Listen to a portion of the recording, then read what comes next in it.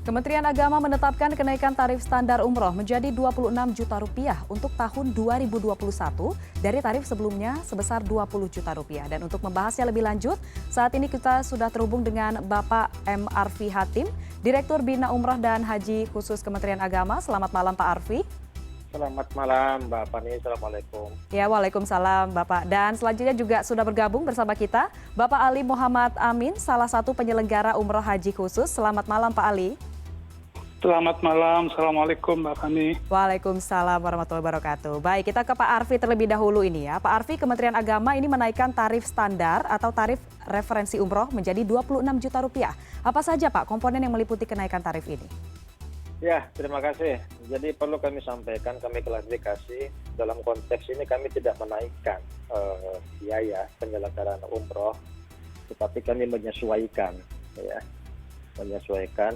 biaya penyelenggaraan umroh ini karena penyelenggaraan umroh ini dilaksanakan di masa pandemi COVID-19. Sehingga ada beberapa komponen yang sudah kami tetapkan sebelumnya, sebelum masa pandemi, yang perlu kami akomodir dan kami masukkan di dalam biaya penyelenggaraan perjalanan ibadah umroh referensi di masa pandemi. Oke, lalu komponennya apa-apa saja Pak? Secara umum komponennya sama dengan pelaksanaan umroh di masa pandemi, sebelum masa pandemi, tetapi karena umroh ini dilaksanakan di masa pandemi, sehingga perlu penyesuaian. Di antaranya adalah tentu penerapan protokol kesehatan yang cukup ketat. Oke. Seperti sebelum berangkat, jemaah harus dilakukan proses karantina, dan selama karantina dilakukan PCR swab test. Kemudian ketika tiba di Arab Saudi juga jemaah harus karantina, dan akomodasi yang tadinya sekamar 4 orang, sekarang maksimal 2 orang, transportasi maksimal kapasitasnya 50% dari seluruh kapasitas bis dan sebagainya. Sehingga inilah yang kami akomodir dalam biaya penyelenggaraan perjalanan ibadah umroh referensi di masa pandemi COVID-19. Oke, berarti apakah secara keseluruhan ini sama saja dengan tahun 2020 atau bagaimana Pak? Ya, kalau dibilang sama tentu tidak, ya, karena umroh ini dilaksanakan sekali lagi di masa pandemi COVID-19, sehingga komponen-komponen yang tadi itu perlu kami akomodir dan kami masukkan di dalam keputusan Menteri Agama yang telah ditetapkan. Oke, nah karena begini Pak Arfi, tahun lalu ini bagi jemaah umroh yang sudah mendaftar sejak sebelum pandemi, jika ingin berangkat tahun lalu ini dikenakan penambahan biaya, menyesuaikan regulasi yang dikeluarkan oleh pemerintah Arab Saudi begitu. Untuk tahun ini bagaimana Pak Arfi? Penyesuaian bagi jemaah yang sudah mendaftar sebelum ke pandemi COVID-19, ya, apabila akan berangkat selama pandemi COVID-19 ini, tentu akan ada penyesuaian harga dan itu tidak terhindarkan. Gitu, Mbak.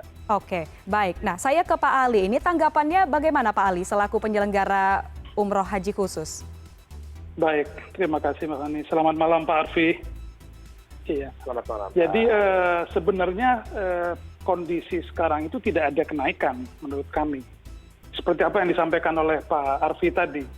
Kenaikannya itu dikarenakan yang awalnya satu kamar itu berempat, sekarang tidak diperbolehkan dengan masa pandemik ini. Jadi berempat harus berdua. Tentunya dengan kondisi berdua akan ada kenaikan kos. Berbeda kamar antara berempat dan berdua.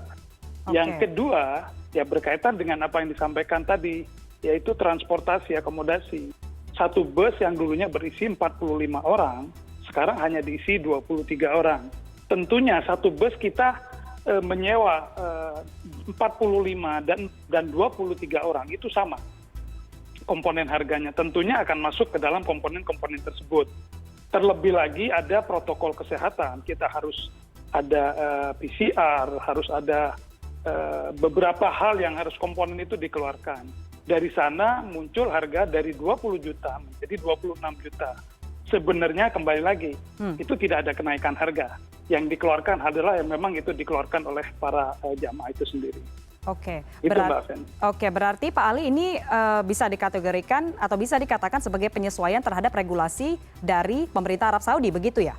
Betul sekali, penyesuaian.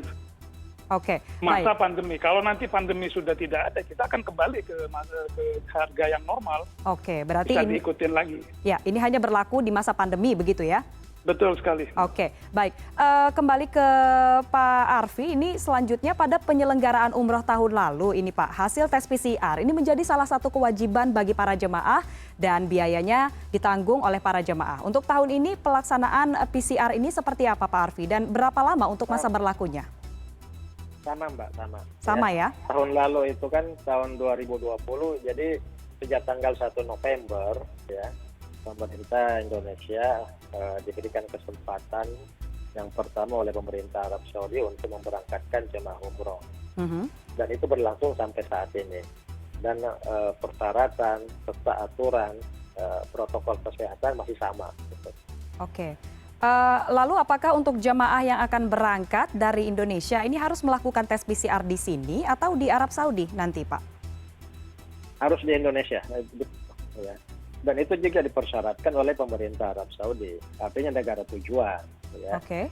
Negara tujuan Arab Saudi mempersyaratkan agar jemaah yang akan berangkat umroh tentu harus dilakukan karantina, kemudian PCR swab test, dan yang berangkat tentu yang hasilnya negatif.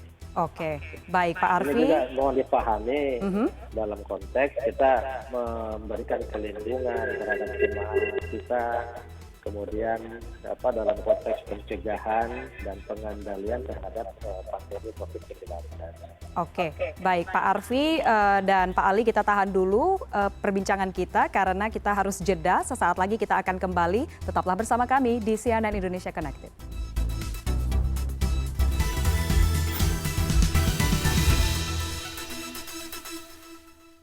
Anda masih bersama kami di CNN Indonesia Connected dan kita masih akan membahas tentang kebijakan umroh dan haji di masa pandemi. Kita masih bersama Direktur Bina Umroh dan Haji Khusus Kementerian Agama M. Arfi Hatim dan salah satu penyelenggara umroh dan haji khusus Ali Muhammad Amin. Nah, kita ke Pak Arfi. Pak Arfi, jika tadi sebelum jeda mengatakan bahwa untuk tes PCR sebelum berangkat itu harus dilakukan di sini, bagaimana dengan pulang Pak? Apakah nanti jamaah ini harus melaksanakan tes di sana atau setibanya di tanah air? Ya, baik.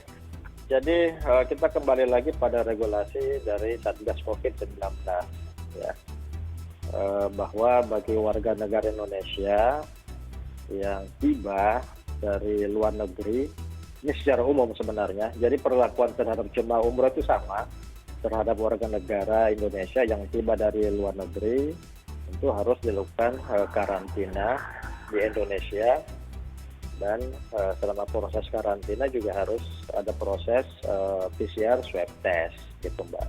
Oke, berarti memang masih ada proses yang harus diikuti oleh para jemaah setibanya tiba di tanah air begitu ya Pak? Ya.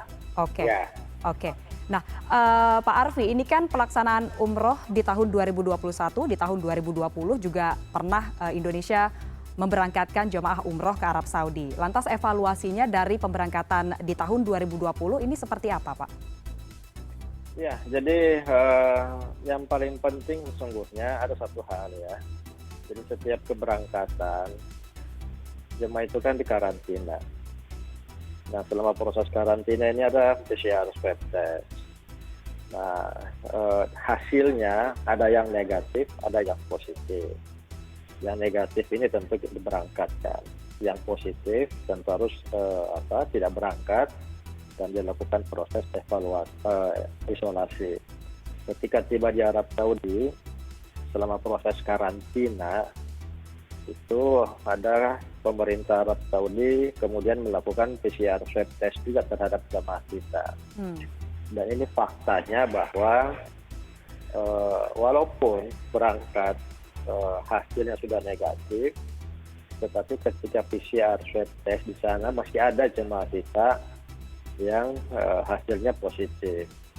Sehingga kami perlu mempertajam lagi dalam konteks sosialisasi dan edukasi kepada seluruh penyelenggara umroh terhadap jemaah, termasuk jemaah, agar hal ini tidak terjadi.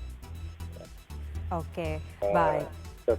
Dalam hal pengetatan, penerapan protokol kesehatan, khususnya sebelum berangkat ke Arab Saudi untuk melaksanakan ibadah. Oke, baik. Saya mau ke Pak Ali. Pak Ali, ini bagaimana tanggapannya dengan evaluasi dari pelaksanaan ibadah umroh di tahun 2020 yang baru saja disampaikan oleh Pak Arfi? Dan juga tanggapan dari jamaah ini seperti apa, Pak? Terkait penyesuaian untuk ibadah umroh di tahun 2021, Pak Ali. Ya, baik. Intinya sama apa yang disampaikan oleh Pak Arfi. Jadi jamaah yang berangkat yang terkait masalah PCR tadi, dan jamaah yang begitu nyampe dari Arab Saudi, ada proses-proses PCR yang memang jujur itu mengganggu terhadap jamaah tentang ibadah itu sendiri. Yang seharusnya jamaah bisa full di Arab Saudi selama 7 hari mereka bisa ibadah, ini terpotong. 3 hari harus dikarantina di kamar, tidak boleh keluar. Tentunya ibadahnya di sana berkurang. Bagi kami penyelenggara, ya lebih memilih untuk keamanan para jamaah terlebih dahulu. Sementara ini kami tidak berani memberangkatkan sampai kondisi betul-betul sudah normal kembali. Saya kira itu, Mbak. Oke, lalu tanggapan dari jamaah sendiri bagaimana, Pak? Apakah mereka oke begitu? Ya, jamaah sekarang ini kan banyak yang memang mau berangkat. Kondisinya, begitu mereka kemarin ada yang telah berangkat, mereka sedikit ada merasa kecewa dalam pengertian, dalam kutip kecewa bukan masalah fasilitas, tapi kecewa dalam mereka tidak bisa maksimal dalam beribadah. Itu yang dipermasalahkan oleh jamaah. Intinya kami selaku penyelenggara dan Pak Arfi dari Kemenak, harus kita ini bisa memberikan informasi kepada seluruh masyarakat bahwa kondisi saat ini beribadah itu kondisinya seperti yang tadi sudah kita sampaikan. Ya, oke, baik. Berarti memang terlepas dari katakanlah dalam tanda kutip kekecewaan begitu ya dari para jamaah, tapi tetap keselamatan dari para jamaah ini menjadi yang utama begitu ya, Pak Ali? Betul sekali. Ya, baik. Saya kembali ke Pak Arfi, ini terkait ibadah haji, Pak Arfi. Kementerian Agama ini menyiapkan pemberangkatan ibadah haji 2021, di mana kloter pertama ini sedianya akan berangkat pada 15 Juni mendatang. Bagaimana koordinasinya dengan pemerintah Arab Saudi, Pak Arfi? Apakah sudah ada kepastian terkait pemberangkatan ini? Terkait hal itu masih sedang berjalan, Mbak ya. Koordinasi, baik terutama secara diplomasi dengan pemerintah Arab Saudi. Dan kita juga tentu masih menunggu kepastian dari Arab Saudi. Pertama adalah mengenai kuota, dan kedua ya tentu kepastian daripada penyelenggaraan ibadah haji itu sendiri.